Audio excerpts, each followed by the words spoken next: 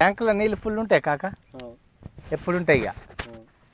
మీరు ఇక్కడ ఎట్లా ఉన్నారు ఇక ఏడాది ప్రాంతం మొత్తానికి కదా.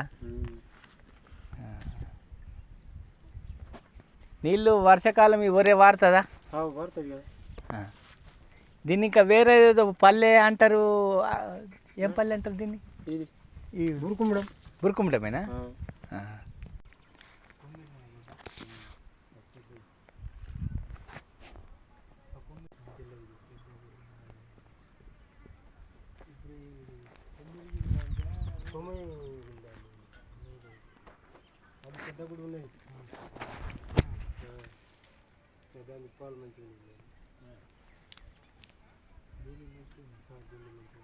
వచ్చిందా?